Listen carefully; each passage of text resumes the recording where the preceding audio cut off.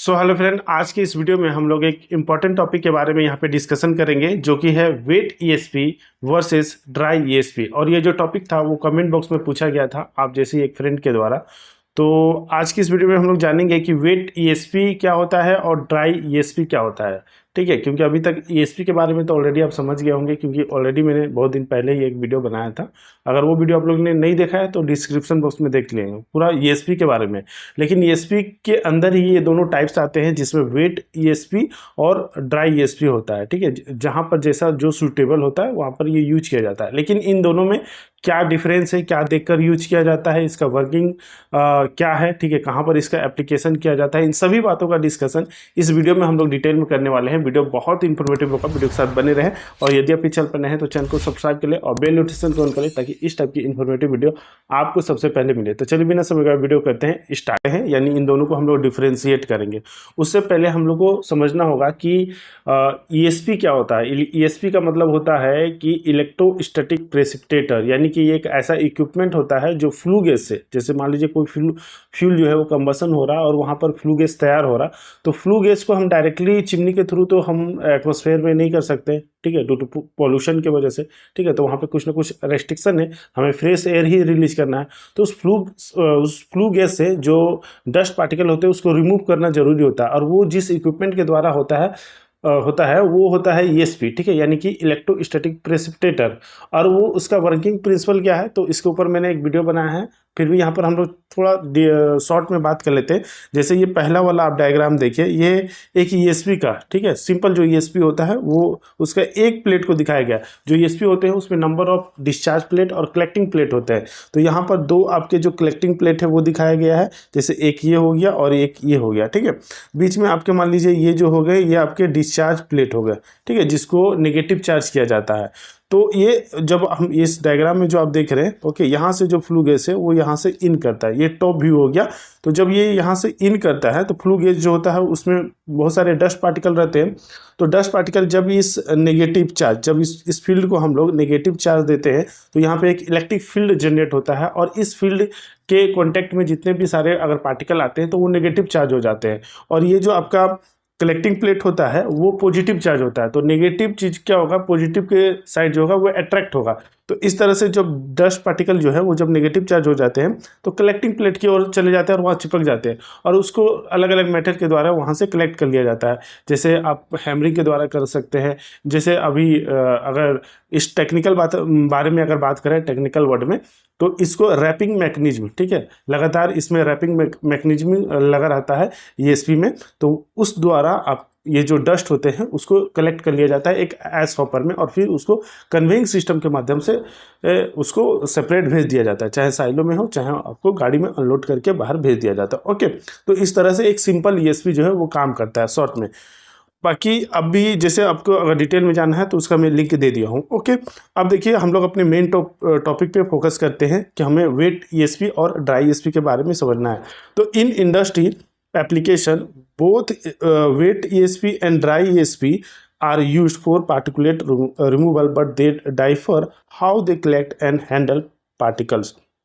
यानी कि जितने भी सारे इंडस्ट्री है तो वहाँ पे तरह तरह के एप्लीकेशन है, तो उनको देखते हुए वेट या तो वेट ईएसपी यूज करेंगे हम या ड्राई ईएसपी करेंगे। अब ये डिपेंड करेगा कि जो ये दोनों में जो डिफरेंशिएट होगा ये डिपेंड करेगा वो कैसे कलेक्ट कर रहे हैं और कैसे ये अपने पार्टिकल्स को, जो फ्लू गैस का पार्टिकल्स है वो उसको हैंडल कर रहा है, उसके द्वारा ही ये आपस में डिफरेंशिएट हो गए। जैसे यहाँ पर मैंने एक डायग्राम यहाँ पे दिया है, जैसे यहाँ पे ये फोटो देखिए ये वाला। तो यहाँ पर देखिए ये जो सिंपल जो मैंने ईएसपी समझाया है वो हो गया, जो ये जो ब्लू कलर के आपको दिख रहा है ये आपका कलेक्टिंग प्लेट हो गया। बीच में आपका जो इसको नेगेटिव चार्ज करेंगे जो डिस्चार्ज प्लेट हो गया। यहाँ पर फ्लू गैस आता है तो ये नेगेटिव चार्ज हो जाता है, और नेगेटिव चीज़ जो होता है वो कलेक्टिंग प्लेट में चिपक जाता है, चूँकि ये पॉजिटिव होते हैं। तो इस तरह से ईएसपी काम करता है। अब ईएसपी ये दो टाइप्स के हो गए, एक हो गया ड्राई टाइप का ईएसपी और एक हो गया वेट ईएसपी। वेट ईएसपी में आप देखिए कि यहाँ पर जो हमारा कलेक्टिंग प्लेट में जो डस्ट जो जमा किया है उसको एक वाटर स्प्रे के द्वारा उसको झाड़ लिया जाता है, ठीक है, कलेक्ट कर लिया जाता है, और नीचे में ही पूरा वाटर का सम टाइप का है। यहाँ पर आपका जो डस्ट पार्टिकल है वो आ जाते हैं और सलरी के फॉर्म में, यानी वाटर और एस का जो मिक्सचर होता है, ठीक है, गाढ़ा एक मटेरियल टाइप का, उसको कन्वे कर लिया जाता है उस रूप में, इसलिए इसे वेट टाइप ईएसपी कहते हैं, ठीक है। वहीं अगर ड्राई टाइप देखेंगे तो यहाँ पे कोई वाटर वगैरह यूज नहीं किया जाता है। यहाँ पे जो कलेक्टिंग प्लेट में जो आपके डस्ट जमा हुए हैं तो उसको रैपिंग मैकेनिज्म यानी कि उसको हैमरिंग करके एक हॉपर में जमा कर लिया जाता है और फिर इसको बेड एस कन्वेइंग या एस कन्वेइंग सिस्टम के द्वारा इसको फिर सेपरेट कर लिया जाता है। ओके, अब ये तो इसके सिस्टम हो गए जिससे हम लोग समझे कि ड्राई ईएसपी और वेट ईएसपी कैसा होता है, ठीक है। तो आई होप कि यहाँ तक आपको कुछ आइडिया हो गया होगा। अब देखिए इसको हम लोग एक एक करके डिफ्रेंशिएट करते हैं, जैसे अभी हम लोग इसका प्रिंसिपल को देखेंगे और इसका एप्लीकेशन को देखेंगे, ठीक है। इन दोनों से आपको आसानी से क्लियर हो जाएगा कि इन दोनों में क्या डिफरेंस है।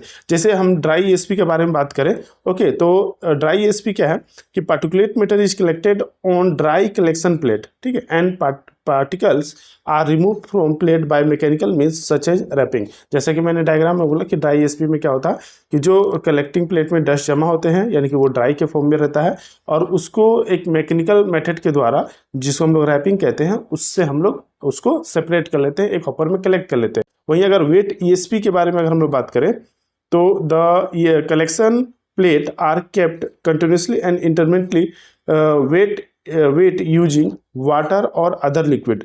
The particulate are wash off यानी कि इससे फिर जो हमारा कलेक्टिंग प्लेट में डस्ट जमा हुए हैं, ठीक है, डस्ट पार्टिकल, तो उसको वॉश ऑफ कर लिया जाता है वाटर स्प्रे के द्वारा, ठीक है। और इस तरह से यहाँ पर कन्वेइंग उसको कलेक्ट करके उसको कन्वेइंग किया जाता है। ओके, यानी कि एक स्लरी के फॉर्म में वाटर और एस के मिक्सचर के फॉर्म में उसको कन्वेइंग किया जाता है। तो इन दोनों में ये ऑपरेशन के फॉर्म में डिफरेंस होता है। अब यहाँ पर एप्लीकेशन को देखिए तो ड्राई ईएसपी जो होता है वो वहाँ पर यूज किया जाता है जहाँ पर जो फ्लू गैस होते हैं वो ड्राई के फॉर्म में रहेंगे और नॉन स्टिकी रहेंगे, जैसे कि पावर प्लांट हो गया, ठीक है, जो कि फ्लाई एस जो सिस्टम होते हैं जहाँ पर रिमूव किया जाता है।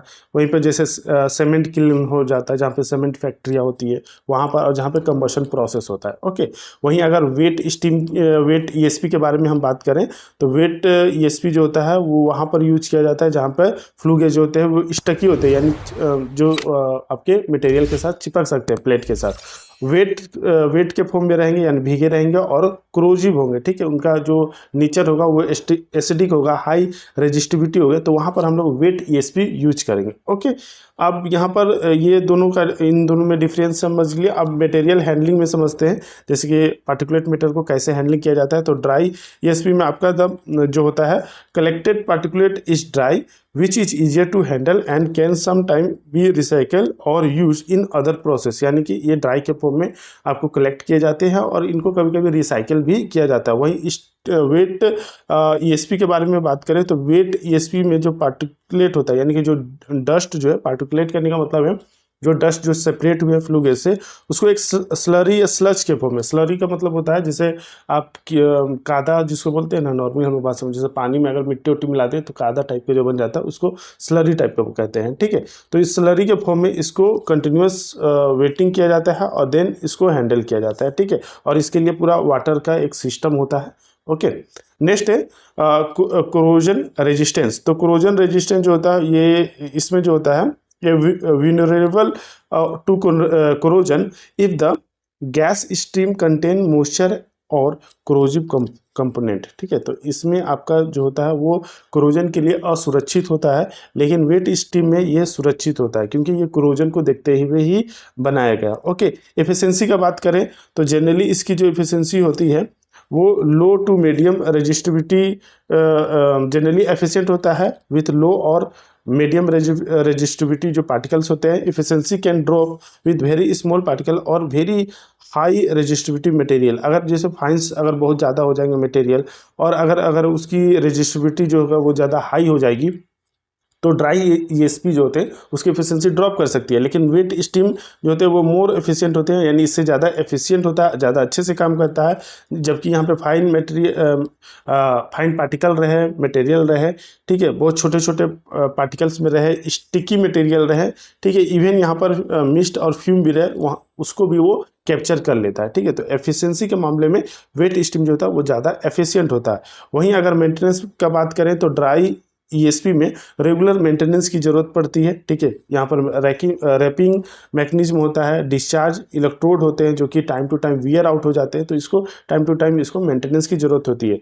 वहीं अगर वेट ईएसपी के बारे में बात करें तो maintenance is less frequent because the system is self cleaning. चूँकि यहाँ पे सेल्फ क्लीनिंग हो जाता है वाटर के द्वारा ही, तो इसलिए इसमें जो मेंटेनेंस का रिक्वायरमेंट होता है इसमें कम होता है ड्राई ईएसपी के कंपेरिजन में। वहीं अगर एनर्जी कंजप्शन को देखते हुए अगर डिफरेंशिएट करें तो ये होता है कि आपका ड्राई ईएसपी जो है टिपिकली कंज्यूम लेस एनर्जी, ये जो एनर्जी कंज्यूम करता है वो लेस करता है। ठीक है, वहीं अगर वेट ईएसपी के बारे में बात करें तो इसमें मोर एनर्जी की ज़रूरत पड़ती है, क्योंकि यहाँ पर वाटर के लिए हमें एक पंप की ज़रूरत होती है। ठीक है, तो पंप क्या करेगा, वो एनर्जी को कंज्यूम करेगा, तो यहाँ पे एनर्जी जो होगी वो ज़्यादा लगेगा। ठीक है, साथ में कूलिंग और एडिशनल ट्रीटमेंट ऑफ वाटर के लिए एक अलग ही सिस्टम की ज़रूरत पड़ती है, तो वहाँ पर भी आपका एनर्जी जो होगा वो कंजप्शन होगा। ओके, लेकिन ड्राई में ऐसा नहीं होता।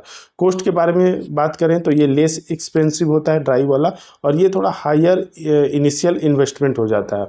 ठीक है, वेट साथ में अगर जैसे हम वाटर ट्रीटमेंट वगैरह कर रहे हैं, ठीक है, उसको स्लरी के फॉर्म में अगर हम एक स्थान से दूसरे स्थान तक ले जा रहे हैं तो कई सारे उसमें जो होते हैं वो खर्चे आते हैं, तो ये थोड़ा जो होता है इसमें जो कॉस्टिंग आता है ज़्यादा आता है, और ये थोड़ा लेस एक्सपेंसिव होता है। ओके, नेक्स्ट अगर बात करें 9 नंबर, तो टिपिकल इंडस्ट्री यूज, तो कहाँ कहाँ पर इसका यूज किया जाता है, तो जैसे कोल फायर पावर प्लांट हो गया, सीमेंट प्लांट हो गया, स्टील मिल हो गया। ठीक है, इस तरह के जो सिमिलर प्लांट होते हैं, ठीक है, जहाँ पे इमिशन को कंट्रोल किया जाता है, जो पार्टिकुलेट मैटर होते हैं पीएम को कंट्रोल करने के लिए, वहाँ पे ड्राई ईएसपी का यूज किया जाता है। वहीं अगर वेट स्ट्रीम का बात करें तो जैसे केमिकल मैन्युफैक्चरिंग हो गया, ऑयल रिफाइनरी हो गया, फूड प्रोसेसिंग प्लांट हो गया, मेटल स्मेल्टिंग हो गया, industry dealing with acidic acid mist और वेरी फाइन पार्टिकल, तो जिस टाइप की इंडस्ट्री में ये रोल आता है। ठीक है, जहाँ पे गैसेस आपके एसिडिक नेचर के हो, मिस्ट हो, वेरी फाइन पार्टिकल हो, तो वहाँ पर आपका वेट ईएसपी जो होता है वो यूज किया जाता है। ओके, तो आई होप कि इन दोनों में क्या डिफरेंस है आप सभी का क्लियर हो गया होगा। अगर वीडियो इन्फॉर्मेटिव लगा तो प्लीज़ वीडियो को लाइक ज़रूर करें, और ऐसे ही इन्फॉर्मेटिव वीडियो के लिए चैनल को सब्सक्राइब कर लें। मिलेंगे नेक्स्ट वीडियो में, तब तक के लिए जय हिंद।